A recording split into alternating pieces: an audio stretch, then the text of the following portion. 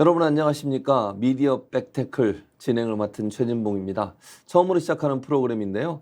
스픽스에서 저널리즘, 특히 언론에 대한 비평 프로그램을 처음 시작하게 됐습니다. 이름을 그래서 미디어 백태클 이렇게 이름을 지었는데 우리말로 하면 저는 이렇게 표현하고 싶어요. 언론 발목 잡기다. 언론이 제대로 보도하지 않는 부분들을 스픽스가 바로 잡아주는 그런 역할을 하도록 하겠습니다. 여러 가지 여러분들 의견도 많이 받고요. 여러분 의견 보내주시면 그 문제 갖고 논의가 되는 시간도 가질 거고요. 또 논란이 되는 사안들에 대해서도 함께 짚어보는 그런 시간 갖도록 하겠습니다.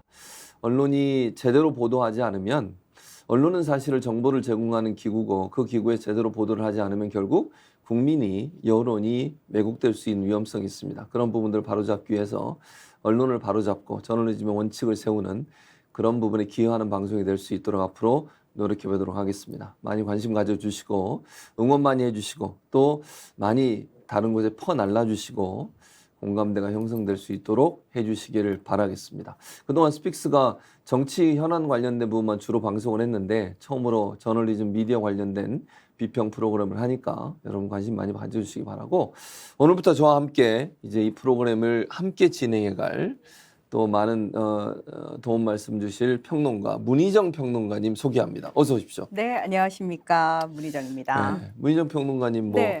방송국에서 여러 군데서 일도 하셨잖아요. 네. 저랑 또 다른 방송에서 미디어 관련된 토론하고 또 방송 진행하고 있고 특히 외신 쪽에 관심 많이 가지시고 그동안 네. 많이 연구하고 또 분석도 하고 방송도 많이 하셨죠? 네, 저는 사실 제 원래 이제 직업의 정확한 명칭이 예. 다들 복잡하게 생각을 하시던데 국제정치평론가거든요. 국제정치평론가. 네, 사실은 국내 정치 평론을 하시는 분들은 워낙 많은데 예. 국제정치와 관련된 평론을 하신 분들은 우리나라에는 별로 많지 않아요. 그건 맞습니다. 무슨 의미냐면은 음. 아직까지 우리나라 국민들도 외국, 그러니까 다른 나라에 대해서 깊이 관심이 없고 예. 그리고 우리 언론의 보도의 부분에 있어서도 국제 정치와 관련된 부분들은 굉장히 비율 자체가 적습니다. 그래서 그래요? 네. 그러다 보니까 이제 국제 정치를 또 본격적으로 또 음. 적극적으로 이렇게 평론하시는 분들도 거의 없는데요. 네. 저는 이제 대한민국이라는 이 나라의 어떤 신인도라든지 국가 브랜드 정도가 이제는 좀 세계 시민으로서 어떤 국제사회의 구성원인데 좀 중요한 구성원으로서 역할을 충분히 해야 돼. 그 예. 정도 급이기 때문에 우리나라뿐만 아니라 또는 우리나라와 직접적으로 관련이 있는 나라들뿐만 아니라 전 세계가 어떤 상황으로 돌아가고 있는지에 대해서 좀 큰 틀에서 볼 필요가 있다. 그렇죠. 예. 그리고 맞아요. 그렇게 보는데 제가 좀 도움을 드리기 위해서 저는 이 일을 하고 있는 거고요. 지금 말씀하신 것처럼 이제 우리 언론이 사실 언론을 좀 제대로 보기 위해서는 우리는 우리 언론만 보잖아요. 네, 주로 그렇죠. 이제 우리나라 분들은 우리나라 정치인들이 무슨 말을 했다더라 뭐 이런 거 가지고 굉장히 지엽적으로 싸우는데 사실은 워낙 접하는 게 그런 거다 보니까 원래 언론이 이런가 보다라고 생각을 하는데 맞아요. 국제 뉴스를 보기 위해서 외신을 이제 주로 보잖아요. 우리나라 언론하고 일단 표현이라든지 보도 그 시각 자체 성향 많이 다르거든요. 그래서 실제로 언론의 역할을 생각을 한다면은 보도를 어떤 식으로 하는 게 올바를까에 대한 고민을 좀 하실 수 있게 그 다른 맛을 좀 보여드리고 싶어요. 네. 외신을 통해서. 맞아요. 근데 이게 최근에 보니까 문희정 평론가도 외신 관련된 분석도 많이 하시고 또 특히 우리나라 관련된 이슈들을 분석하면서 외신을 많이 이제 인용을 하다 보니 네. 일부에서 그런 공격하잖아요. 외신을 왜 이렇게 좋아하냐? 어떻게 반론을 펼치셨어요? 문희정 평론가님 생각할 때 외신을 우리가 봐야 되는 이유. 아니 우리가 왜 흔히 이제 판단을 내리기 위해서는 기준점이라는 걸 잡아야 되잖아요. 그렇죠. 자, 그러면은 우리 언론은 늘 비슷해요. 특별히 다른 느낌이 없어요. 우리나라 언론들은 우리나라 대체적으로? 언론들은 이 언론사가 어딘지에 별로 상관없이 거의 다 비슷합니다. 언론사마다 특색이 없어요. 네. 그러다 보니까 그냥 언론이 이런가 보다, 색깔이 없나 보다라는 식으로 생각을 하는데 외신을 좋아하는 게 아니고요. 네. 외신은 사실 언론사마다 색깔이 확실히 다릅니다. 이건 무슨 얘기냐면은 사실 언론의 역할을 어디에 더 중점을 두느냐에 따라서 어떤 부분을 더 부각시켜서 보도를 하는지 그리고 교수님이 강의실에서 사실 학생들한테 가르치는 기본이 뭐예요? 그러니까 방송이 어때야 되는지, 언론이 어때야 되는지, 그러니까 저널리즘이라는 걸 가르치시잖아요. 그렇죠. 맞아요. 근데 어떤 의미에서는 우리나라에서는 그 저널리즘에 대해서 고민하는 언론사가 이제는 거의 찾아보기 힘들다. 그건 저는 우리 국민들도 다 어느 정도 동의를 하는 부분인 것 같아요. 맞아요. 클릭 장사하기 바쁘고 그렇죠. 굉장히 자극적인 헤드라인 당연히 붙어 있는 거고 그래서 클릭해서 들어가서 보면 별 내용 아니고 맞아요.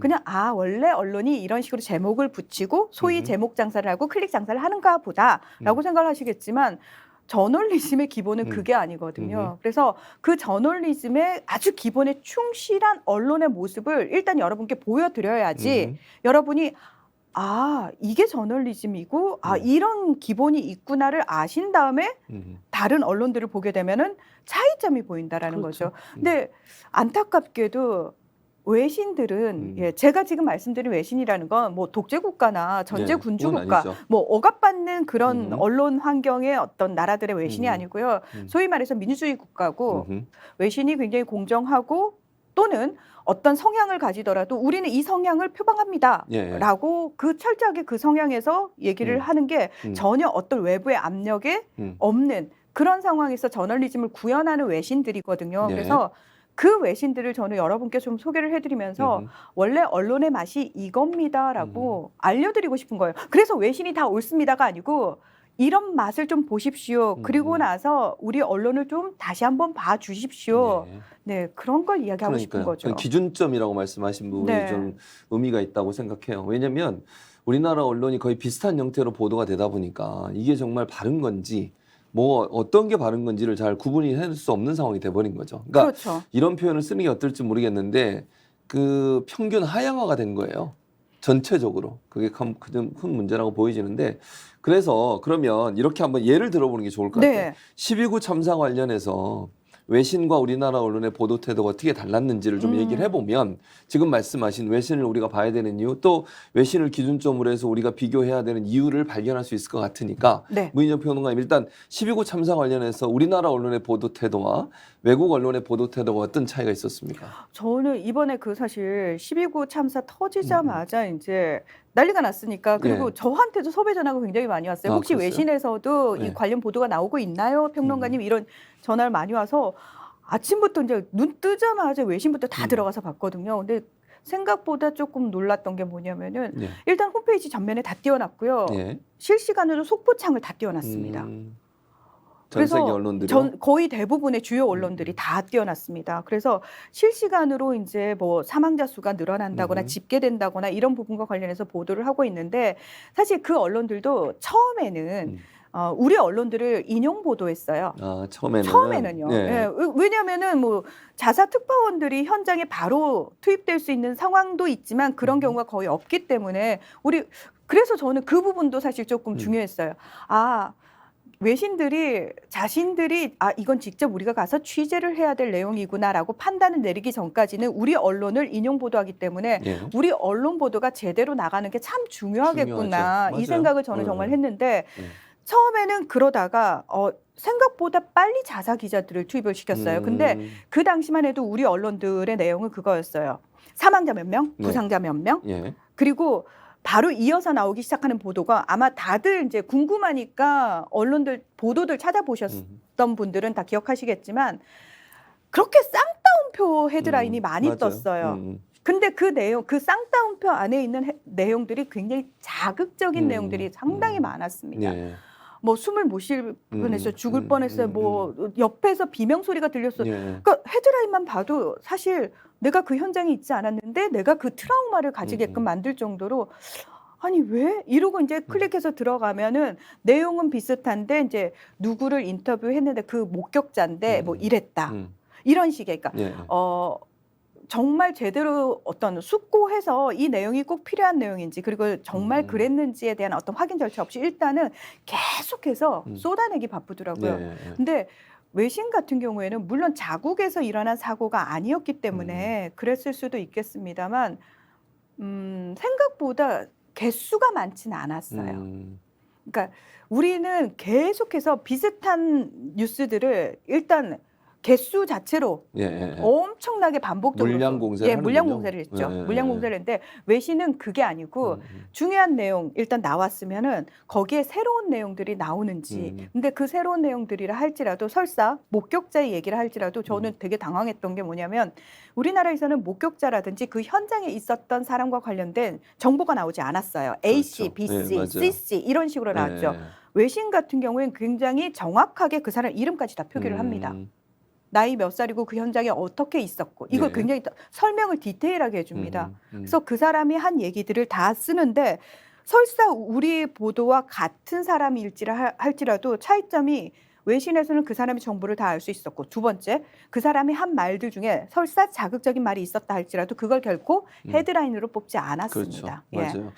그다음에 또 하나 이제 논란이 됐던 게 사실은 희생자의 이름이라든지 또는 유가족의 이름이라든지 이런 부분들은 공개 가지고 논란이 많았잖아요. 근데 외국 같은 경우에 이제 제가 보기로는 외신 같은 경우는 실제 희생자 유가족들을 인터뷰하고 또 희생자가 예전에 그 전에 이제 그런 안타까운 그런 사고를 당하기 전에 어떤 인생을 살았고 이런 안타까운 사연도 함께 보도가 된 게 있었잖아요. 많았어요. 네. 그러니까 제가 봤을 때 이제 외신에서는 이거는 우리가 자사 기자를 투입시켜 가지고 빨리 취재를 좀 해볼 필요가 있겠다라는 판단을 생각보다 빨리 내린 것 같습니다. 그래서 의외로 이제 자사 기자들, 취재 기자들을 빨리 투입을 시켜 가지고 어느 정도로까지 디테일하게 나왔냐면은 예.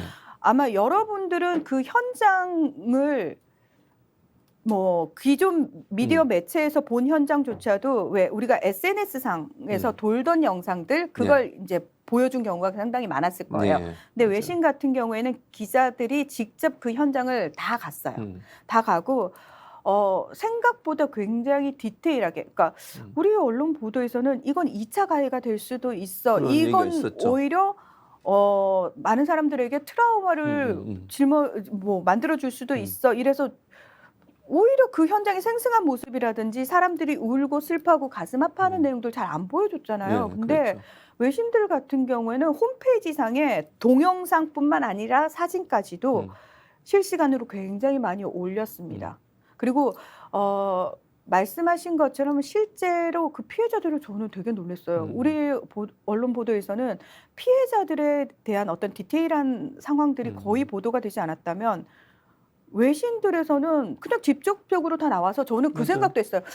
혹시 우리 피해자들이 우리 언론을 못 믿어 해서 외신하고만 인터뷰를 한 걸까? 라는 생각이 들 정도로 이상하다. 외신에서는 이렇게 얼굴을 다 공개를 하고 이름을 공개하고 이 사람의 삶에 대해서 다 공개를 하는데 왜 우리 언론에서는 이게 안 나오지? 근데 좀 그러니까요. 예. 일반적으로 이해할 수 없는 부분이죠. 왜냐하면 외신들은 대체적으로 예를 들면 9.11 참사도 마찬가지예요. 네. 9.11 테러의 참사자들, 그러니까 희생자들에 대해서도요. 직접 가서 그 안타까운 사연들을 다 보도했었어요. 그러니까요. 그 사진도 다 나오고요. 근데 우리는 사실 초창기에 이 12.9 참사 이후에 희생자나 희생자 유가족에 대해서 접근하는 것조차도 상당히 터부시하고 그걸 언론에 보도하는 것을 상당히 부정적으로 만들어가는 프레임이 만들어져 버린 거죠. 그러니까 그 프레임을 누가 만들었냐는 거죠. 근데 그렇죠. 그러면 맞아요. 그게 만약에 언론 보도 준칙과 관련돼 가지고 만약에 그게 명분이었다면 그럼 외신은 언론 보도 준칙이라는 거 참사와 관련된 보도 준칙이라는 게 없어서 그렇게 그렇지 했을까요? 않죠.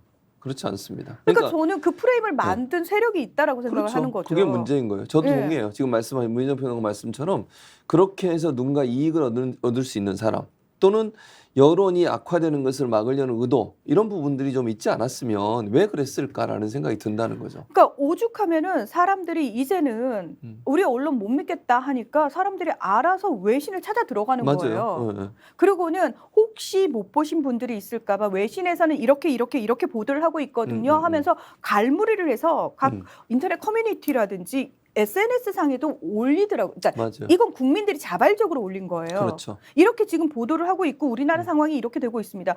그랬더니 댓글에 전 지금 캐나다에 살고 있는 사람인데요. 저는 미국에 살고 있는 사람인데요. 뉴스를 틀어놓으니까 계속해서 우리나라 관련 뉴스가 나와요라고 얘기를 하시는 그렇죠. 거예요. 맞아요. 그다음에 또 하나 아까 지적한 부분 중에 제가 꼭 지적하고 넘어갈 게 뭐냐면 따옴표예요. 인용 보도인데 네. 보통 우리가 이제 언론학에서는 따옴표 저널리즘이라고 불러요. 그러니까 어떤 사람의 말을 인용해서 보도를 하는데 문제는 뭐냐면 사실관계 확인도 안 해요. 그러니까 예를 들면 뭐 지금 초창기에 잘 기억나시죠? 토끼머리 이거 한 사람. 네. 그다음에 무슨 오일 있었잖아요. 그때 아보카도 오일. 이러고 또 뭐 무슨 그 각시탈인가요? 그 가면 쓴 사람. 막 쫓아다녔잖아요. 언론들이. 맞아요. 이 사람들이 마치 문제를 제기했던 또는 문제를 일으켰던 사람인 것처럼 막 마녀 사냥처럼 막 쫓아다녔어요. 그게 결국은 이 따옴표 저널리즘이거든요. 네. 그러니까 예를 들면 누군가가 그 얘기를 들었어. 이 얘기 SNS 올린 거, 누군가 말한 거, 그거 가지고 그대로 보도를 하니까 마치 국민들이 볼 때는 그 사람들이 진짜 문제를 일으킨 사람인 것처럼 오해할 수 있잖아요. 그러면 인용을 할 때는 인용한 사람을 직접 찾아가서 인터뷰를 해보든지 정말 그게 사실에 맞는지 안 맞는지를 확인해 보고 나서 기사를 써야 되는 거잖아요. 근데 무작정 제목에다가 따옴표 따가지고 그냥 보도를 해버려요. 그러니까 속도가 나오는 저는 그 개수 자체가 네. 나오는 속도가 굉장히 빨랐다는 거에 사실은 좀 충격을 받았어요. 우리가 개인 SNS에 올리더라도 그 속도로는 못 올릴 것 그렇죠. 같거든요. 맞아요. 예. 근데 그러면 그 내용이 뭔가 정말 그 짧은 시간에 이 심층 취재가 됐을까? 근데 내용을 딱 가보면은 솔직히 말씀드려서 이건 취재 안 하고 그냥 대충 떠도는 맞아요. 얘기들 그렇죠. 쓴 거 아니야.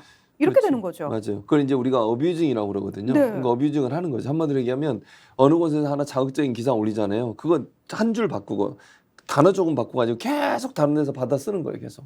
이러니 이게 이 정보의 오염이기도 하고요. 제대로 현상과 문제의 본질을 파악하는 데 상당히 어려움을 주는, 도리어 그래서 국민 여론이 왜곡된 부분으로 가게 만드는 그런 요소를 작용한다고 볼 수 있을 것 근데 같아요. 외신은 제가 아까 그랬잖아요. 개수 자체는 우리나라하고 비교하면 굉장히 개수는 적어요. 근데 이제 기사 하나를 클릭을 해보시면은 아마 다들 아시겠지만 내용 자체가 굉장히 길어요.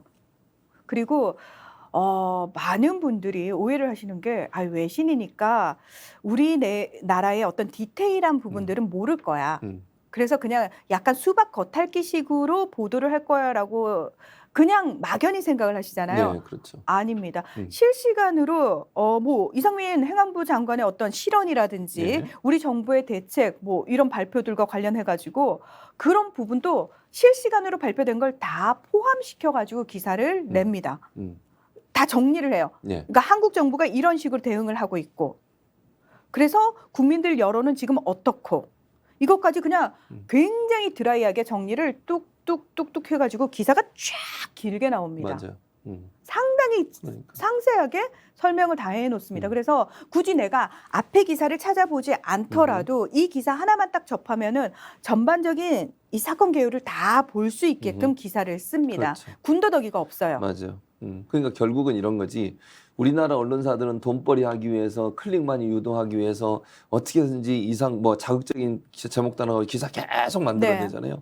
근데 외국 언론들은 그렇게 하지 않는다는 거잖아요. 그렇죠. 그렇게 하지 않습니다. 네, 정제된 기사 하나만 보면 내용 전체를 파악할 수 있도록 새로운 사실이 발견되거나 아니면 새로운 어떤 내용이 들어왔을 때 다시 업데이트하고 이런 방식으로 간다는 거잖아요. 그리고 결국. 우리나라가 그 쌍따옴표를 막 남발하는 보도를 막 쏟아내고 있을 때 깜짝 놀랐던 게 외신은 생각보다 빨리 이 참사의 원인과 관련된 분석 보도가 나오기 시작했어요. 네.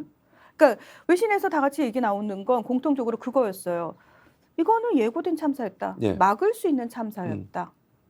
왜냐하면 한국에서 헬로윈 행사 때마다 이태원은 항상 가장 붐비는 그렇죠. 곳이었고, 그러니까 이태원이라는 곳이 어떤 곳인지에 대해서도 이미 파악이 다 끝난 상태에서 역사적인 내용까지 뉴욕타임즈는 다 써놨거든요. 그렇죠. 역사적으로 여기에 일본군이 주둔을 했었고 이런 얘기까지 다 써놓거든요. 네.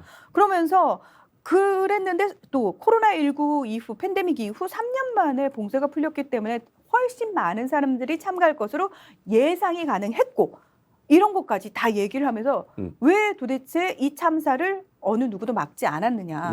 그러면서 소위 말해서 이제 군중들이 많이 모였을 때 그것과 관련돼서 어떤 식으로 정리를 해야 되는지에 관련된 전문가들 있잖아요. 그런 전문가들 인터뷰도 다 실시간으로 합니다. 같이 하고. 네, 같이 해가지고 그 사람들이 이거는 좀 이해할 수 없는 부분이다. 왜냐하면 대한민국이라는 나라는 사실 촛불 집회로 제일 유명해졌던 나라예요. 1년간 평화롭게 깨끗하게 그 시위를 정말 1000만 명이 넘는 사람들이 할 수 있다라는 건 전 세계 어디서도 찾아볼 수 없는 일인데 그걸 한국은 하는 나라고, 지금도 조그만 정치 집회가 열려도 경찰관들이 바로 투입이 돼서 정리정돈을 상당히 잘하는 걸로 유명한 나라인데 왜 유독 그날은 그런 경찰들의 통제가 없었을까? 예. 이 의문을 외신은 계속 제기를 하더라고요. 그래서 생각보다 조금 외신의 속도가 상당히 빠르구나. 그리고 굉장히 정확하게 보고 있구나. 이게 그렇죠. 좀 놀랬습니다. 맞아요. 지금 말씀하신 것처럼 그러니까 저널리즘의 기본 원칙은 사건이 어떻게 벌어졌는지도 중요하지만 그걸 어떻게 해결해 나가는지 또 책임은 누구에게 있는 것인지 그리고 앞으로 대안을 어떻게 만들 것인지 전문가들 인터뷰에서 네. 이런 방식으로 전개가 돼야 되는데 그런 부분보다는 너무 자극적이고 선정적이고 그다음에 뭐 사람들의 관심을 끌만한 그런 뭐 확인되지 않은 정보를 따옴표로 따와가지고 보도하는 이런 아주 뭐랄까요? 저널리즘의 기본을 지키지 않는 그런 보도 형태를 보였다고 볼 수 있을 것 근데 같습니다. 너무 그런 언론에 우리 국민들이 노출돼 있잖아요. 그렇죠. 너무 오랫동안 그런 맞아요. 언론에 노출돼 있다 보니까 그냥 언론은 그런가 봐. 그렇게 생각을 하시죠. 네. 그래서 사실 그게 가장 안타깝고 음. 왜 그러냐면 음. 원래 언론이 그런가 봐. 이렇게 생각을 해버리게 되면은 우리가 언론을 향해서 요구를 할 수가 없는 거예요, 국민들이. 그렇죠. 맞아요. 이건 공공재잖아요. 음. 언론은 왜 사회의 권력이라고 제4의 권력이라고 얘기하는 이유가 있지 않습니까? 그러면 우리가 그 소위 말해서 기자들에게 요구할 수 있는 것들이 있잖아요. 국민으로서. 근데 언론이 무엇인지 저널리즘이 무엇인지에 대해서 그냥 언론은 원래 그렇게 보도를 하던데요. 왜 너무 익숙해져 버리면은 국민들이 기자를 향해서 요구를 할 수가 없고 우리가 기자들의 기사를 보면서도 판단 자체가 안 된다는 거예요. 네, 그냥 맞아요. 무방비로 받아들이게 되는 거죠. 그렇죠. 자, 그래서 이게 이제 주제를 약간 바꿔보려고 하는데요. 그 헤드라인이나 아니면 인용 보도하는 과정에 있어서 정말 아까도 제가 말씀드렸어요. 사실관계가 확정된 것도 아니고 여러 가지 논란이 있고 다른 의견이 존재하고 있음에도 불구하고 그런 부분들을 전체를 다 보도하지 않고 그 기사의 제목에 따옴표를 가져와서 누가 이렇게 얘기했다를 강조해서 보도를 하는 경우 이렇게 되면 문제가 되는 게 뭐냐면 그게 사실화되는 거예요. 그렇죠. 네, 예를 들어볼게요. 지금 이제 대장동 수사 관련해서 여러 가지 보도들이 나오고 있는데 나중에 검찰발 기사는 나중에 또 얘기 나누기로 하고 문화일보 이렇게 보도를 했어요. 남욱하고 따옴표를 씁니다. 이재명 대장동 확정 이익 사전 승인 커지는 이재명 배임 의혹 이렇게 제목을 달았고요. 파이낸셜 뉴스 같은 데 폭로전 동참한 남욱 증언 거짓이면 왜 이증죄 고소 안 나? 이렇게 제목을 뽑았고요. 뉴스핌이라는 곳은 폭로전 나선 남욱 위증 가능성 적어 증거 능력이 변수. 국민일보 같은 경우에 남욱 다 지어낸 거면 소설가 등단 왜 위증 고소 없나? 이렇게 기사를 썼어요. 지금 이제 몇 개만 이렇게 예. 추려서 말씀을 드려도 예. 이것만 보면은 어떤 느낌이 드냐면 이재명 대표가 범죄를 자네. 그러니까요. 그렇게 보여요. 헤드라인만 보면 이미 범죄가 확정이 된 거예요.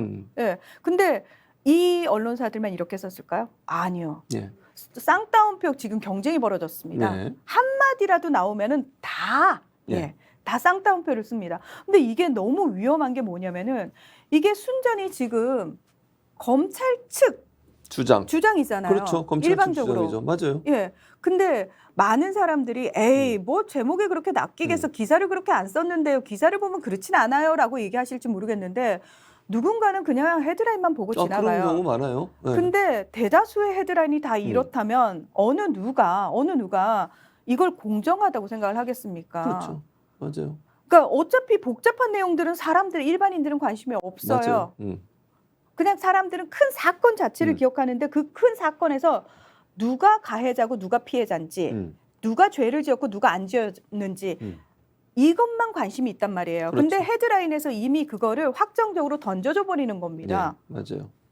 그러면 사람들의 머릿속에 각인이 되는 건 대장동 이재명이 잘못을 했나 네. 보네. 뭔진 모르겠는데 한 것 같아. 그렇죠. 그렇게 돼요. 그렇게 돼버리는 거예요. 맞아요. 그러니까 제목에서 사실은 그렇게 뽑아내 보면 제목만 보는 사람도 많아요. 그럼요. 왜냐하면 워낙 기사가 많기 때문에 자세히 다 읽지 않고 제목만 보고 넘어가는 경우가 많거든요. 근데 그런 내용에서 예를 들면 이재명이 마치 범죄에 연루돼 있는 것처럼 표현을 해버리면 지금 남욱 씨 같은 경우에 말을 바꾼 거잖아요. 그렇죠. 처음에는 이런 말 하지 않아요. 씨도 안 먹혔어요라고 그렇게 얘기했었던 사람이에요. 네, 맞습니다. 이재명 씨, 고개 절레절레 흔들었다고요. 그랬었죠. 본인이 그 말을 해놓고는 이제 와서는 그 말을 본인이 뒤집은 거잖아요. 맞아요. 그럼 그걸 설명을 해줘야 되잖아요. 제 말은. 언론은 그 부분을 지적해야죠. 네. 남욱이 왜 진술을 바꿨지? 이게 그렇죠. 핵심이어야 되는 거잖아요. 네, 맞아요. 근데 그걸 얘기 안 하고 남욱의 한 말을 따옴표로 가져와서 하는 거예요. 이재명 대장동 확정이익 사전 승인했다. 이래버리면 이것만 보면 이재명 대표가 마치 사전 승인한 것처럼 보여져요. 그리고 범죄에 연루가 된 것처럼 보여지고 이거 상당히 위험한 기사예요. 근데 지금 대장동 관련해서뿐만 아니라 지금 민주당과 관련된 네. 보도들의 거의 대부분의 헤드라인이 이런 식으로 다 뽑히고 있습니다. 아마 이제 많은 분들이 원래 그런 거 아니야라고 생각하실 정도로 이걸 지금 저희가 지적하니까 그렇네. 이건 잘못된 거네. 이제 보이시잖아요. 네. 근데 이걸 지적하는 데가 많지가 않다는 거예요. 그렇죠. 언론사 스스로도 이거를 눈 가리고 아웅하고 있는 거예요. 물론 몇몇 언론사에서 어떤 논설이라든지 사설 칼럼을 통해 가지고 그렇지 않다라고 지적하는 보도들이 있어요. 근데 너무 안타까운 게 뭐냐면 대다수의 사람들은 이렇게 보물처럼 터지는 이런 헤드라인에 집중을 하지 굳이 찾아서 칼럼이나 논설을 읽지는 않는다고요. 사설을 읽지는 않습니다. 찾아서. 맞아요.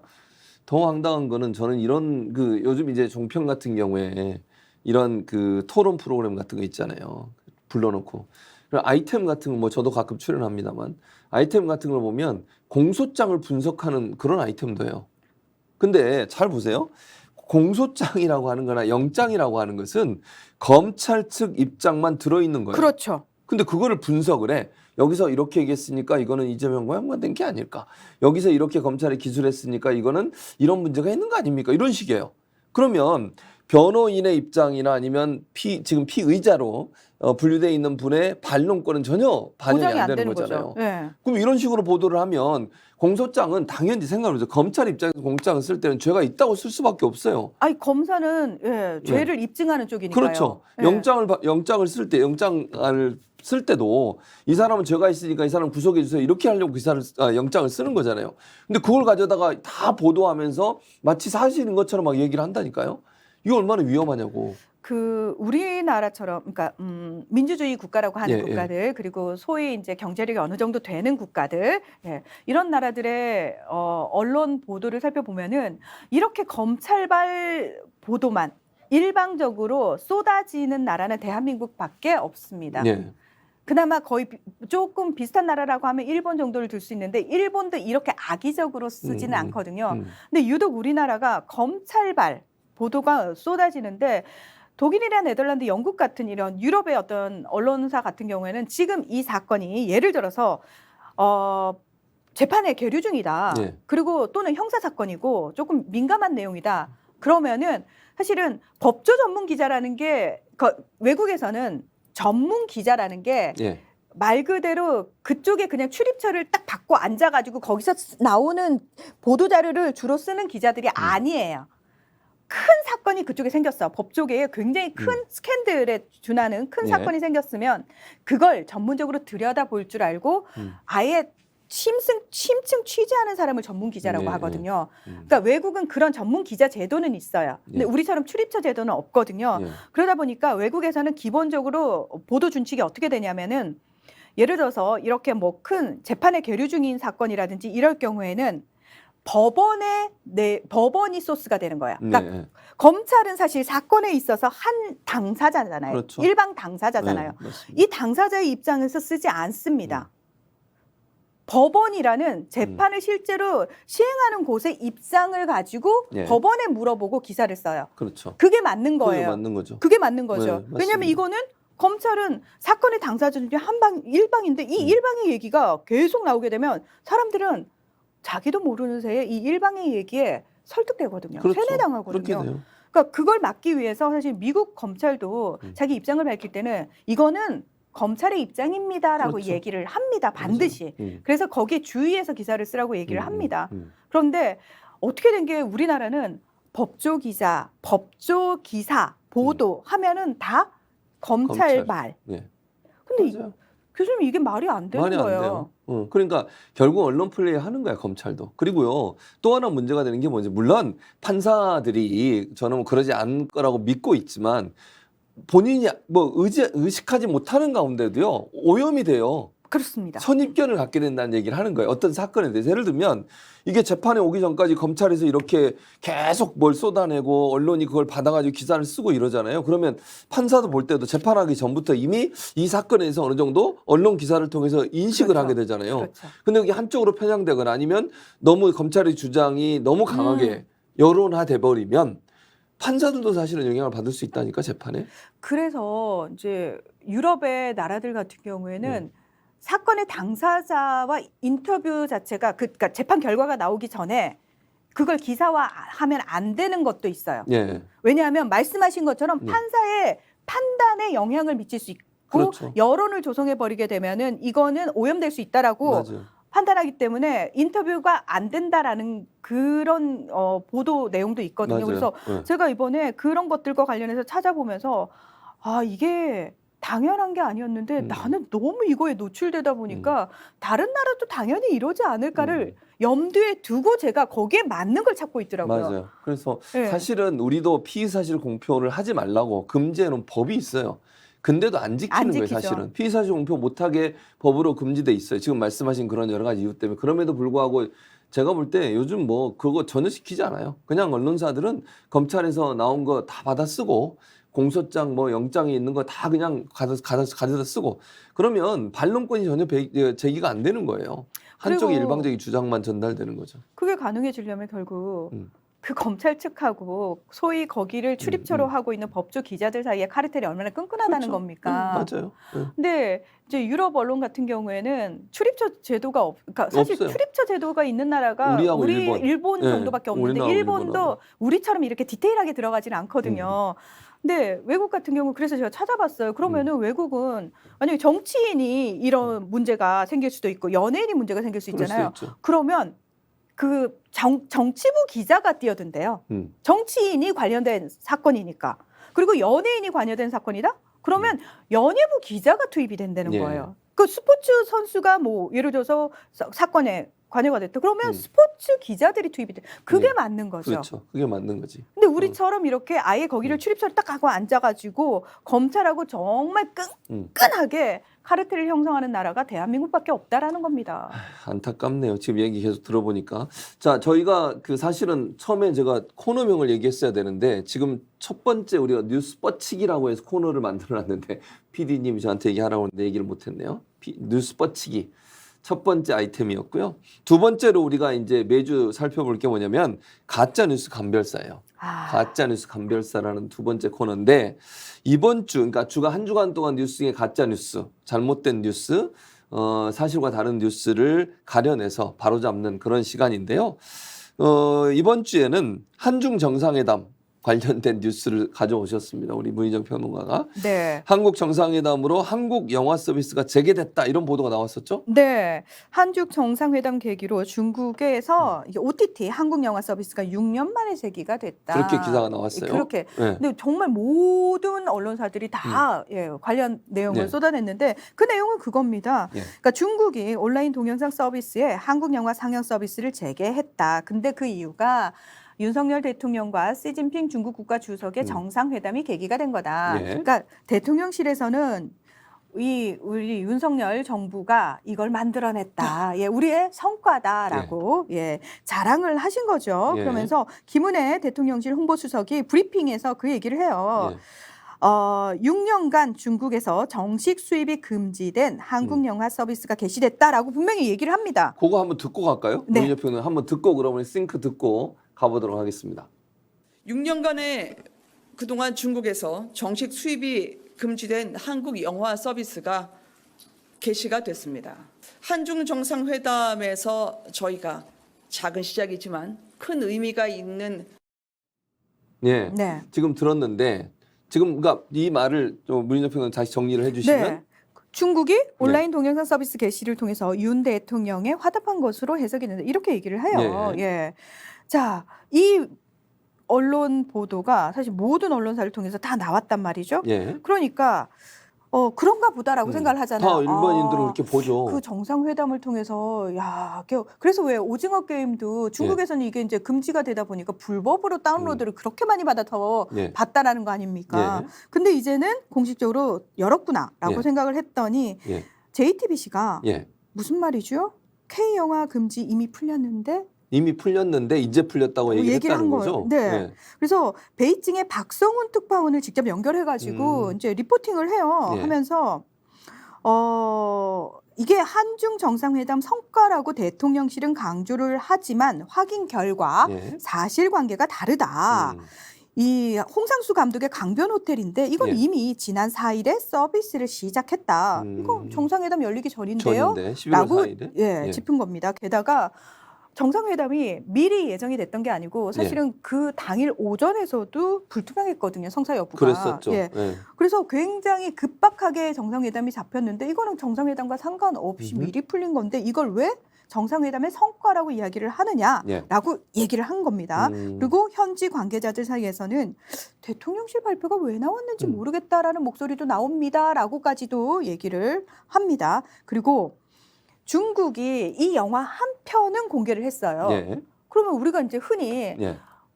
이 얘기를 들었을 때는 그러면 이제 한국 영화에 대해서 다 개방을 하는 거로 그렇게 생각하죠. 생각을 하죠. 일반적으로. 아니요, 예. 이 한 편이 열렸는데 예. 나머지 추가로 다 열릴 건지에 대해서는 중국 측이 확답을 주지 않았다는 거예요. 그러면 김은혜 수석의 말은 사실이 아닌 거잖아요. 그렇죠. 그래서 이제 그 부분을 지적을 해요. 아니 이거 정상회담 성과를 홍보하기 위해서 너무 무리수를 둔 거 아니냐라고 얘기를 했는데 예. 자, 이 보도가 나오니까 예. 대통령실에서 다시 예.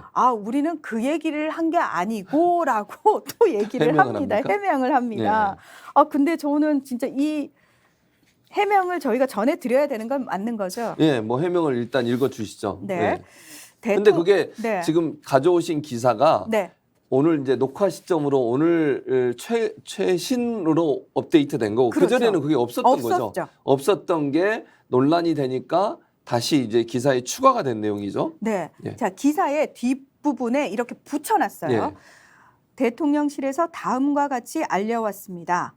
대통령실은 11월 초 해당 영화가 중국 내에서 OTT 서비스 되었다고 브리핑에서 이미 밝혔고 지난 3월 윤석열 대통령이 당선 이후 시진핑 주석과 통화 등을 통해 문화 교류의 중요성을 강조하였으며 11월 정상회담까지 지속적으로 중국 측과 소통하였음을 브리핑과 알림 등을 통해 전한 바 있습니다. 그럼에도 불구하고 대통령실이 사실과 다른 내용을 전했다는 취지로 보도한 위 기사에 대해 강한 유감을 표합니다. 예. 자, 그러니까 JTBC가 K영화 금지 이미 풀렸는데 대통령실에서 한중 정상회담 성과라고 홍보했는 게 잘못됐다라고 보도했더니 대통령실에서 항의를 한 거고 그렇죠. 대통령실에서 항의한 내용을 지금 기사 뒷부분에 붙여놓은 붙였어요. 거예요. JTBC가. 붙였습니다.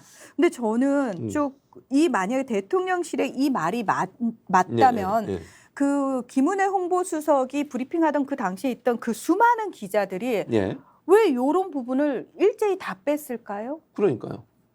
아니 어느 언론사 하나는 써야 되는 거 아닌가요? 이 내용을 밝혔다면? 예. 근데 아무도 쓴 데가 없었어요. 제가 확인했을 때는. 그러니까 JTBC가 문제 제기를 한 거 아니겠습니까? 그렇죠. 그러니까 문제 제기를 하고 나니까 지금 해명이라고 대통령실에서 해명인지 항의인지 모르겠습니다만 JTBC 항의를 한 것 같고 그러니까 JTBC에서 그 내용을 그대로 지금 대통령실에서 온 내용을 그대로 붙여놓은 붙였어요. 거죠. 예. 거기에 대해서 뭐 JTBC가 입장을 뒤에 덧붙이지는 않았고 않았죠. 일단 붙였습니다. 대통령실은 이렇게 얘기했습니다라고. 했습니다.라고 그러면 붙였습니다. 저는 이런 생각이 들어. 이게 혹시나 MBC 건 때문에 JTBC도 이렇게 한 게 아닌가라는 생각이 들어요. 무슨 말이냐면 네. 제가 이렇게 의혹을 제기하는 것은 MBC에 대해서 대통령실이 강하게 압박을 하잖아요. 예를 들면 뭐 가짜뉴스다, 악의적이다 이런 얘기하면서 전용기 탑승도 거부하고 그리고 MBC 그 기자를 얼마 동안 출입을 금지하라 네. 이런 얘기까지 하고 있고 이런 상황이기 때문에 JTBC도 대통령실에서 이런 부분을 항의하니 이거를 뒤에다 붙여줄 수밖에 없었지 않나. 그 말은 MBC의 사례가 본보기가 돼서 다른 언론사들도 어쨌든 대통령실이 이렇게 강력하게 항의하는 것을 언론 기사 뒷부분에 붙일 수밖에 없는 상황까지 오게 만든 거 아닌가. 예전에도 이랬냐는 거지 제 말은. 예를 들어서 예전에도 이런 사례가 있었다면 과연 다른 언론사들이 뒤에다 붙여줬을까요? 아니요. 문재인 정부 때를 생각해 보십시오. 예. 저는 그때랑 지금이 그때는 맞고 지금은 틀린 건지 아니면 예. 그때는 틀리고 지금이 맞는 건지 모르겠는데 예. 기자들의 태도가 상당히 많이 달라졌다고 느끼거든요. 왜냐하면 문재인 정부 때의 보도를 보면은 정말 그렇게 물어뜯을 수가 없어요. 예. 정부를. 정부뿐만 아니라 조국 전 장관과 관련된 기사량부터 시작해가지고 온 집안 지인들까지 주변 지인들까지 탈탈탈탈탈탈 온 국민이 다 알았어요. 예. 그 분의 따님이 어떻게 대학을 갔는지까지. 맞아요. 저희가 알 필요가 없는 것까지. 그렇게 하던 언론 아닙니까? 그렇죠. 지금은 꽁꽁 숨기는데 질문하지 않아요, 언론들이.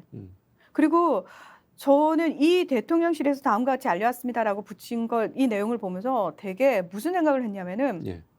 이 정부는 본인들이 하고 싶은 얘기, 본인들이 듣고 싶은 얘기만을 위해서 선택적으로 귀가 열려 있고 입이 열려 있는 정부다. 정작 국민들이 궁금해하는 거에 대해서는 얘기해줄 의향이 없고. 본인들이 하고 싶은 얘기만 한다. 그렇죠. 예. 그리고 우리가 하는 질문에 대해서는 그렇게 못 들은 척을 하시더라고요. 예. 그래서 아니 왜 이렇게 선택적으로 공정하고 선택적으로 정의롭고 왜 이렇게 선택적으로 자유로운지. 아마 이거는 근데 저뿐만 아니라 다른 분들도 비슷하게 느끼고 있을 거예요. 그렇죠. 그래서 너무나 자연스럽게 다음 이슈로 넘어갈 수 있는 게 뭐냐면은 유독 이제 예. 외신들이 우리나라에 대해서 집중하는 부분들이 좀 달라졌어요. 예. 문재인 정부 때는 외신의 논조는 어땠냐면은 일단 외신들은 뭐 자국 뉴스가 우선이니까 예. 이제 세계 국제적인 요런 카테고리가 있잖아요. 그렇죠. 거기를 이제 클릭해서 들어가면은 예. 이제 관련 내용들이 나오는데 아시아 그 중에서도 한국과 관련해서는 항상 나오던 건 북한이에요. 그냥. 아, 북한 이슈. 예, 북한 이슈는 항상 나옵니다. 예. 북한이 제일 중요했습니다. 근데 남한은 상대적으로 한국 이슈는 별로 많지는 않았었어요. 그동안은. 예, 그동안은 예, 예. 많지 않았어요. 근데 문재인 정부 들어서는 되게 독특했던 게 뭐냐면 문재인 대통령과 관련된 이슈가 굉장히 많았습니다. 아, 그래요? 문재인이라는 사람이 어떤 리더십을 발휘하고 그리고 사실은 문재인 대통령의 가장 큰 업적 중에 하나가 한반도 평화 프로세스와 그렇죠. 관련된 부분이기 때문에 북한을 맞아요. 거론할 때 항상 문재인 대통령이 거론될 수밖에 없었어요. 예. 이것도 이전 정부하고 달라진 부분입니다. 예. 왜냐하면 항상 북핵과 관련해서는 남한 정부는 뒤로 배제돼 있었거든요. 그리고 북한 측에서도 우리는 남한 정부와 얘기하지 않는다. 통미봉남 이래가지고 우린 미국하고 얘기할 거야. 이래서 사실은 한국 정부가 언급되는 일이 거의 없었는데 문재인 정부 들어서서는 이게 바뀌었어요. 북핵이 언급되면 항상 문재인 대통령이 같이 언급이 됐어요. 왜? 확실한 중재자로서 그 핵심의 역할을 했기 때문에. 그렇죠. 그래서 그 관련된 이슈들이 많이 나왔어요. 그리고 문재인 대통령이 다른 나라 정상과 회담을 하거나 유엔에서 연설을 하거나 이런 부분과 관련해 가지고 굉장히 그 하신 연설 내용과 관련된 이슈들도 많았어요. 예. 근데 윤석열 정부 들어서서 뚝 끊어졌어요. 그런 내용이요. 예. 오. 그러니까 대통령과 관련된 내용이 일단 끊어졌습니다. 예. 일단 끊어졌는데 물론 몇몇 언론사 한 2억의 언론사가 윤석열 후보 시절에 예. 당선인 시절에 인터뷰를 한 게 있고 초창기에 인터뷰를 한 적이 있습니다만 그 뒤로는 북핵과 관련돼서는 어떤 내용이 붙냐면은 윤석열 대통령은 후보 시절부터 선제 타격을 얘기했고 예. 북한에 대해서 뭐 평화 프로세스라는 건 일단 없어졌어요. 그렇죠. 예. 그리고 북한이 한국 정부와 관계가 경색이 됐고 요 내용만 따라 붙습니다. 그러니까 내용 자체가 완전히 바뀐 거예요. 그러네요. 그러다 그마저도 예. 윤석열 대통령이나 정부와 관련된 내용은 거의 없다가 최근 들어서 외신들이 집중하는 부분이 뭐냐면은 이 언론 탄압과 관련된 내용이 많이 맞아요. 등장하고 있습니다. 예, 예. 그렇죠. 그러니까 결국은 지금 도어 스태핑을 중단하는 것도 언론과 연관된 거잖아요. 지금 도어 스태핑 중단하는 명목으로 내세운 게 MBC 기자가 무례하게 질문을 했다. 네. 그리고 뭐 MBC 기자가 소리를 질렀다. 심지어는 MBC 기자가 슬리퍼를 신고 있었다. 이해가 되십니까? 아니 외신에서는 그런 내용을 본 적이 없어서. 아예 없어요, 그런 내용이. 왜냐하면 기자들이 설전을 벌이는 건 너무 당연한 현상이어서. 당연하죠. 예, 대통령하고 예. 설전 벌이고 대통령도 자신 있게 예, 본인이 그거 아니라고 생각하면 그거 아니다라고 얘기하거든요. 그랬었죠. 그러면은 맞아요. 기자가 다시 질문합니다. 왜 그게 아니냐? 이건 이런데라고 얘기를 해요. 그러면 거기에 대해서 어쨌든 대답을 합니다. 근데 저는 그 모습이 너무 정상적으로 보였는데 어떻게 된 게 우리나라에서는 갑자기 이 정부에서는 불미스러운 사태라고 표현을 하더라고요. 그러니까요. 그러니까 미국 같은 경우도 트럼프하고 CNN 기자하고 설전 언론 벌였어요. 벌였죠. 네. 그다음에 바이든 대통령도 뭐 기분 벌입니다. 나빠가지고 막 네. 이제 뭐 EXX처럼 욕설 비속어도 했었고요. 그리고 사과합니다. 사과했죠. 미안합니다. 쿨하게. 예. 그리고 지나가요. 예. 그게 왜 문제가 돼? 그렇다고 도어 스태핑을 안 했습니까? 아니면 거기다 가벽 설치했잖아요. 또 가벽 설치를 했습니까? 도어 스태핑이 없어졌습니까? 미국이 그렇지 않잖아요. 네, 지금 이렇게 뭐 예를 들면 외신 같은 경우에 뭐 노컷 뉴스의 보도에 따르면 이런 보도도 있다고 해요. 윤핵에 불리한 보도 시 다음 타겟은 라고 명확한 신호를 준 거 아니냐. 네. 이런 보도도 했다면서요? 네, 높은 그렇습니다. 예. 자, 이게 이제 이거 좀 안타까운 부분이라고 저는 우리 언론들이 스스로 뭔가 이렇게 항의를 적극적으로 못하니까 자꾸 외신 보도를 뉴스에서. 예. 인용할 인용해서 수밖에 없어. 예, 참 이게 참 마음이 아픈데요. 예, 이게 자기 검열에 걸리는 거잖아요, 다들. 그렇죠. 예, 네. 자기 검열에 지금 걸려가지고 아니 외신이 이렇게 했다고요. 마치 아까 대장동과 관련해서 남욱이 김만배에게 들었다. 네, 그렇게 얘기했죠. 예, 그렇게 얘기하죠. 음. 교묘하게 피해가는 거잖아요. 그거 똑같은 방식인 거죠. 네. 우리나라 언론들도 아니 외신이 이렇게 보도를 하더라라고 얘기를 하는데 지금 말씀하신 게 사실은 이것과 관련해서 AP통신이 그렇게 얘기를 하거든요. AP통신이 다 얘기를 합니다. 지난 9월에 있었던 비속어 논란과 관련해가지고 대통령의 심기가 좋지 네. 않았고 대통령실이 다른 해명을 했고 MBC는 그걸 다 그대로 보도를 했고 그것과 관련해서 전용기 탑승 거부당했고 이런 얘기들이 계속 나옵니다. 네. 그러면서 이것과 관련해가지고 또 심지어 도어 스태핑도 거부를 했다. 예. 그리고 가벽도 설치를 했다. 예. 이것과 관련해서 아니 한국이라는 나라는 굉장히 자유롭고 그리고 어떤 민주적인 국가의 대표적인 나라 중에 한 나라인데 그렇죠. 그런 나라에서 믿을 수 없는 일이 일어났다. 그렇게 보도를 했어요. 예, 그런 식으로 얘기를 하고 있죠. 예, 그러면서 부인 김건희 여사와 서울의 소리 기자 간 통화 내용도 녹취록. 예, 다 얘기합니다. 예. 김 여사가 선거에서 이기면 남편을 비판한 기자들은 모두 감옥에 보내겠다고 다짐했었다. 이런 내용까지 다 외신에 쓰여져 서로 있습니다. 보도하고 예, 다 있다면서요. 보도하고 있습니다. 예. 그러면서 이 언론이 어떻게 공정해야 되고, 그러니까 소위 저널리스트라고 하는 어떤 전문가들의 인터뷰도 같이 실었어요. 예. 한국에 있는 내신과 외신의 환경은 물론이고 언론 자유도 상당히 걱정이 된다. 이는 윤 대통령에게 불리한 보도를 하면 다음 타깃이 될 수 있다는 명확한 신호를 그렇죠. 보낸 것이다. 라고 이분이 얘기를 하고 있는 거죠. 네. 그럼 말씀하신 것처럼 사실은 이런 MBC를 하나의 뭐라 그래야 되죠? 그 사례로 만드는 거잖아요. 그렇죠. 만약에 대통령실의 발언이나 대통령실의 주장에 대해서 너희가 만약에 비판을 하고 이러면 너 전용기 안 태워줄 거야. 예컨대. 또는 뭐 불이익을 줄 거야. 어떤 형태로든. 이렇게 얘기하는 거잖아요. 결국. 그러면 그러니까 이게 과연 언론의 자유를 생각하는 또 언론의 자유가 중요하다고 생각하는 자유민주주의 국가에서 이렇게 행동하는 게 가능하냐는 거예요. 아니 설사 예. 자 예전에 도널드 트럼프 전 대통령 시절에 CNN 기자하고 설전이 벌어졌잖아요. 그랬었죠. 그러면서 그 CNN 기자를 백악관 출입 금지를 예, 시키니까 맞아요. 보수 진보 언론 가리지 않고 모든 언론이 다 연대했어요. 그렇죠. 똘똘 뭉쳐가지고 네. 함께 움직였습니다. 그래서 우리나라는 근데 우리나라는 지금 말씀하신 예. 것처럼 MBC를 타겟팅화했어요. 예, 자, 그랬었죠. MBC하고 나머지 언론을 분리시켜 놓습니다. 예, 맞아요. 그러면서 속된 표현 한 번만 쓸게요. 예, 예. 한 놈만 패요. 한 놈만. MBC만 팹니다. 그 정도는 속된 표현 아니고 괜찮은 것 같아요. 괜찮아요? 예.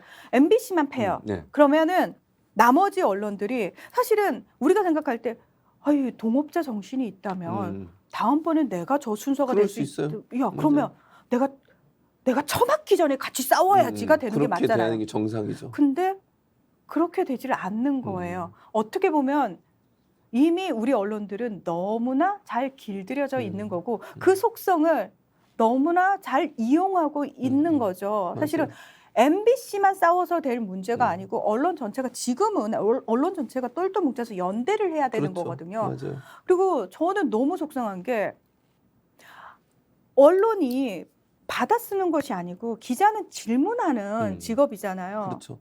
근데 계속 저쪽에서 뭐 김건희 여사와 관련해서도 비공개 행보 어쩌고 저쩌고 하면서 전속 사진사가 촬영한 것, 네. 대통령실이 서면 브리핑한 거 네. 보도 내라고 보내잖아요. 그렇죠.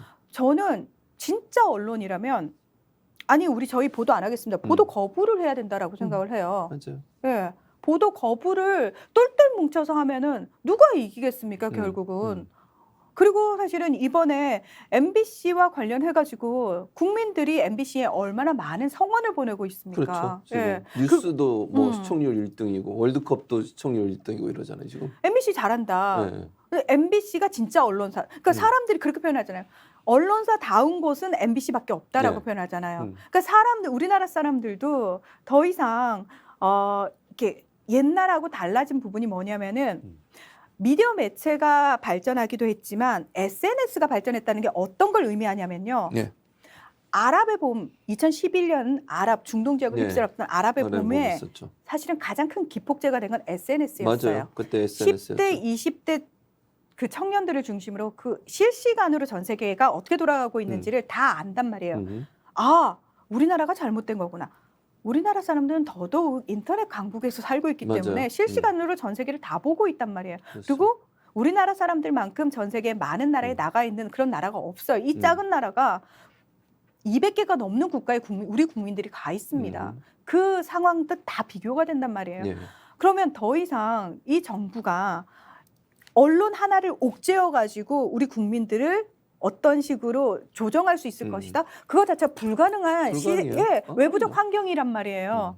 근데 국민들은 이미 그 세계 시민으로서 툭 트여져 가지고 전 세계를 실시간으로 다 보고 있는 이 세상에 한국 언론들만 유독 예. 한국 언론들끼리 똘똘똘똘똘 이러고 있다라는 거 아닙니까? 그러니까요. 사실은 언론이 이런 지금의 윤석열 정부의 MBC를 향한 저는 언론 탄압이라고 보는데요. 이런 탄압 행위에 대해서 정말 침묵한다고 하면요. 그 대상이 당신들이 될 수 있다는 걸 명심해야 돼요. 그렇죠. 언제 누구에게 그 칼날이 갈지 몰라요. 그 언론의 자유가 침해되는 것을 이렇게 묵과하잖아요. 다음에 그럼 뭐 어떻게 본인들이 탄압받을 때 얘기할 수 있겠어요? 아무 얘기 못해요. 그런 상황이 되면. 사실은 그때 제일 먼저 외면할 사람들은 국민들입니다. 맞아요. 국민들이 제일 먼저 외면할 언론을 겁니다. 외면할 거예요. 예. 자, 이제 마지막 얘기를 좀 해보려고 합니다. 외신 관련해서 얘기를 하다 보니까 공영방송 얘기를 좀 하려고 하는데 BBC가 최근에 수신료 관련해서 여러 가지 논란이 있다면서요? 네. 어느 순간 참 우리가 우스갯소리로 우리 민족 정론지 BBC 예, 이런 그랬죠. 얘기를 할 정도로 네, 맞아요. 예. 그러니까 이제 그게 이제 문재인 정부 때 워낙 우리 언론이 제대로 문재인 정부의 성과라든지 문재인 정부에 대한 보도를 안 하다 보니까 외신들을 보면서 그걸 알게 되는 그런 안타까운 상황이 벌어졌는데 그 수신료 폐지 얘기도 사실은 왜 나왔냐면은 이제 BBC 같은 경우에는 공영방송이고 워낙 많은 채널을 운영을 하거든요. 근데 이 수신료가 조금 우리가 생각하는 수신료의 기준이 아닙니다. 우리나라 돈으로 따지면 1년에 한 26만 원 정도 돼요. 많이 내요. 좀 많이 냅니다. 그것도 의무적으로 내야 돼요. 맞습니다. 그리고 이거 굉장히 집요하게 추징을 합니다. 추징을 합니다. 뭐 예를 들면 그런 거 있잖아요. 어디 뭐 여권을 안 만들어 준다거나 어디를 못 가게 한다거나 이렇게까지 돼요. 그래서 실제로 이것과 관련해 가지고 나는 BBC 안 보는데 뭐 이러고 정말 항의하고 싸우고 그 수신료 받으러 온 사람하고 싸움이 벌어지기도 하고 뭐 이런 문제들이 있었거든요. 그리고 지금은 그 미디어 매체 환경 자체가 바뀌었잖아요. 청년들은 더 이상 집에서 TV 수신료로 그러니까 TV 그 수신기로 TV를 보지 않는다는 거죠. 다 모바일로 보잖아요. 맞습니다. 그리고 BBC만 보는 게 아닌 거예요, 사실은. 그래서 그것과 관련해 가지고 아니 이 수신료에 대해서 많은 문제 제기가 있다라는 거죠. 근데 이제 BBC 같은 경우에는 워낙 이 수신료가 차지하는 재정적 비중이 높다 보니까 이걸 갑작스럽게 이제 폐지를 하게 되면은 이거 좀 힘들어진다라고 얘기를 하는데 사실은 이 수신료 폐지 얘기가 공식적으로 본격적으로 나온 게 언제였냐면 보리스 존슨 전 총리 때였어요. 그래요. 보리스 존슨 물론 이제 논의는 계속 되어 왔지만 정부가 아예 대놓고 수신료 없앨 거예요라고 얘기한 건 보리스 존슨 전 총리 때인데 왜냐하면 존슨 전 총리가 그 강도 높은 봉쇄를 하면서 본인은 총리 관저에서 여러 번의 파티를 했어요. 했었죠. 네, 맞아요. 심지어 그것과 관련된 보도가 나오고 사진이 찍히고 증거가 나왔는데도 거짓말을 했어요. 의회에서 의원들의 질문에 대해서. 근데 외국에서는 거짓말이 굉장히 민감합니다. 민감하죠. 네. 정치인의 거짓말 더더욱. 정치인의 거짓말은 절대 해서는 안 되는 거라고 생각할 정도로 맞아요. 굉장히 민감한데 의회 의원들의 질문을 받는 자리에서 저는 그 사실을 몰랐습니다라고 거짓말을 합니다. 근데 나중에 그게 거짓말인 거 밝혀졌거든요. 근데 뭐 BBC뿐만 아니라 가디언뿐만 아니라 영국의 언론들이 다 그거 뭐 사진 찍힌 것까지 다 보도를 해요. 가디언 같은 경우에 일면지에는 막 사진 내고 막 그랬거든요. 근데 이제 괘씸죄에 걸린 거예요. BBC가 말 그대로. 그래서 보리스 존슨 전 총리 때 정부가 이제 대놓고 뭐 이런저런 이야기를 다 하죠. 예. 네. 뭐 이런저런 이유, 뭐 나 마음에 안 드니까 얘 수신료 못 받게 할 거야가 아니고 여러 가지 이유를 대면서 이제 뭐 매체 환경도 달라졌고, 그다음에 경제적으로 어려운 분들은 수신료가 너무 부담스럽고 뭐 이런 것들. 네. 그리고 더 이상 BBC만 혜택을 줄 수 없다라는 식으로. 그러니 이제 내부적으로는 사실 뭐 시민들 사이에서도 이 수신료 폐지해야 된다는 여론은 높았거든요. 맞아요. 예. 네. 그래서 결론은 2027년까지는 받고 예. 2028년부터는 폐지가 됩니다. 폐지가 되죠. 예, 폐지가 됩니다. 맞습니다. 근데 그걸 놓고 이제 BBC뿐만 아니라 저는 이제 전 세계적으로 언론들이 심각한 고민을 하는 시점에 왔다라고 생각을 해요. 제가 이걸 가지고 온 이유가 딴 예. 게 아니라 예. BBC가 잘했고 못했고 그래서 수신료가 폐지되고 수신료를 받고 이 차원의 문제가 아니라 그만큼 지금 상황은 미디어 매체 환경이 많이 바뀌고 달라졌다. 있죠. 그리고 맞아요. 예전의 수용자층이 네. 아니다. 더 그렇죠. 이상. 맞아요. 예. 지금 말씀하신 것처럼 미디어 환경이 예전에는 그냥 이런 거대 언론사들 있잖아요. BBC나 네. NHK나 이런 공영방송 같은 경우 인력도 엄청 많고요. 장비도 엄청나게 많아요. 그렇죠. 그리고 방송사가 세 가지를 다 했어요. 뭘 했냐면 제작도 하고요. 송출도 하고요. 그러니까 이러다 보니까 결국은 너무 많은 인력이 운영되고 있고 경제적으로도 이익을 내기가 상당히 어려운 구조가 돼버렸어요. 그리고 광고 시장은 점점 인터넷 기반의 매체들 또는 플랫폼에 다 뺏기고 있거든요. 그러니까 결국 생존을 위해서는 슬림화를 시켜야 되는데 슬림화를 못 하는 거예요. 그렇죠. 지금. 네, 이런 상황이 돼서 이제는 사실은 이제 플랫폼이라 하면 뭐 지상파 방송사 또는 뭐 케이블 방송 이런 걸 이제 플랫폼이라 하는데 플랫폼 중심이 아니라 이제는 컨텐츠 중심의 미디어 환경으로 바뀌지 않을까 하는 생각이 들어요. 개인적으로. 그래서 저는 사실 이제 BBC 내에서도 몇 년 전부터 이 수신료 폐지될 것에 대해서 대비해가지고 어떤 식으로 유료 서비스를 개발할 것인가 이 부분에 대한 고민이 굉장히 많이 돼 왔지만 뾰족하지는 않아요. 그냥 쉽지 않은 문제죠. 예. 근데 뭐 사실 이미 가디언즈 같은 경우에는 그런 거대 기업의 어떤 후원이라든지 지원 없이 자발적으로 굉장히 훌륭한 컨텐츠로 승부를 하고 있는 그렇죠. 곳이거든요. 맞아요. 그리고 우리나라에서도 수많은 유튜브 방송이라든지 인터넷 매체들이 사실 그 역할을 굉장히 많이 하고 있거든요. 그러니까 자생적으로 살아남으려고 굉장히 노력을 많이 하고 있는데 맞습니다. 우리나라에서는 아직까지도 소위 레거시 미디어라고 하는 곳에 그 기득권층이 꿈쩍을 안 한다라는 겁니다. 그렇죠. 이런 고민조차 안 한다는 겁니다. 심지어 많은 국민들이 새로운 매체에 우리 컨텐츠를 승부하겠어. 내가 보고 싶은 컨텐츠 또는 내가 생각했을 때 훨씬 더 공정하다고 여겨지는 컨텐츠에 주목을 하고 있음에도 불구하고 레거시 미디어들은 우리는 레거시라는 기득권이야 라는 걸로 인터넷 기반으로 한 게 무슨 언론이야 라는 식으로 스스로 구분을 짓고 있더라고요. 맞아요. 그래서 저는 좀 정신을 빨리 차리셔야 되는 거 아닌가. 맞아요. 예. 정확한 지적이있어요. 그러니까 문희정 평론가 말씀처럼 그런 사고방식으로 만약 언론을 운영하게 되면요. 큰일 납니다. 얼마 못 가서 그 언론사는 엄청난 어려운 경제적 압박을 받을 거예요. 그래서 앞으로는 컨텐츠가 중요한 시대가 될 것이고요. 플랫폼은 워낙 다양해졌어요. 인터넷 기반으로 해서 누구든 언제나 원하는 시간에 원하는 컨텐츠를 자기 마음대로 소비할 수 있는 구조가 됐기 때문에 플랫폼을 갖고 있는 거 예컨대 뭐 지상파 방송사, 공중파 방송사 이게는 별 의미가 없어요. 이제는. 그렇죠. 컨텐츠로 기억되고 컨텐츠로 인식되는 그런 시대가 됐다는 걸 이해해야 돼요. 그래서 저는 물론 아직까지도 대다수 사람들은 집에 있는 TV를 통해서 이제 많은 정보를 보죠. 그렇죠. 예, 접하죠. 아직까지는. 영향력이 큰 건 인정합니다. 예, 인정하는데 앞으로의 상황은 얼마든지 달라질 수 있고 지금도 그렇죠. 달라지고 있다라는 걸 빨리 받아들이셨으면 좋겠고 예. 그럼에도 불구하고 레거시 미디어가 계속해서 존재를 한다면 본인들의 존재 이유를 스스로 증명을 좀 하는 행동들을 보여주셨으면 그런 보도들과 그런 방송들을 좀 만들어 주셨으면 하는 사명의식을 좀 되찾으셔라라고 간절하게 좀 부탁을 드리고 싶습니다. 그렇죠. 그래서 네. 공영방송이 필요한 거예요, 사실은. 그러니까 그렇죠. 공영방송이 필요한 이유는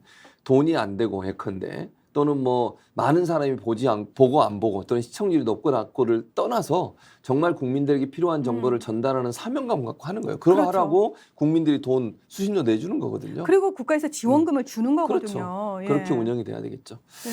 자, 오늘 1시간 동안 저희가 이제 언론 관련된 얘기들을 쭉 해봤습니다. 첫 번째로 보내드린 미디어 백태클 어떻게 보셨습니까? 문희정 평론가가 여러 가지 다양한 외신 관련된 얘기도 해주셨고 또 저랑 같이 대답 나누면서 우리 언론의 문제점들을 쭉 짚어봤습니다. 첫 시간이었는데 앞으로 조금 더 강하게 언론의 잘못된 부분들을 지적해가면서 문제점을 바로잡는 일에 저희가 조금이나마 힘을 보태도록 하겠습니다. 저희가 백태클 계속 걸겠습니다. 언론사 여러분들 그리고 기자분들 제대로 보도 안 하시면 저희가 거는 백태클에 걸려서 넘어질 수밖에 없어요. 발목 잡기 계속 할 겁니다. 제대로 하실 때까지. 그래서 우리 시청자분들 또 국민들이 여론의 올바른 방향의 여론을 형성하실 수 있도록 조금이나마 도움이 될 수 있는 그런 프로그램으로 자리매김하도록 하겠습니다. 계속 사랑해 주시고 많은 분들한테 좀 전파도 해주시고 또 추천도 해주시고 또 공유도 해주시고 이렇게 해주시면 고맙겠습니다. 여러분이 그렇게 해야 이 프로그램이 장기적으로 계속할 수 있다고 생각합니다. 첫 시간인데 네, 말씀하세요. 우리 국민 모두가 백태클을 걸 수 있을 때까지 교수님하고 제가 예. 진짜 목이 터져라 열심히 방송해야 될 것 같습니다. 알겠습니다. 각오는 돼 있으시죠? 아유 당연합니다. 예. 알겠습니다. 자, 오늘 문희정 평론가 함께해 주셔서 고맙고요. 또 시청자 여러분은 일주일 후에 다시 또 찾아뵙도록 하겠습니다. 여러분과 함께 미디어가 똑바로 서는 그날까지 또 언론이 제대로 보도하는 그날까지 미디어 백태클은 계속됩니다. 오늘 함께해 주신 여러분 고맙습니다.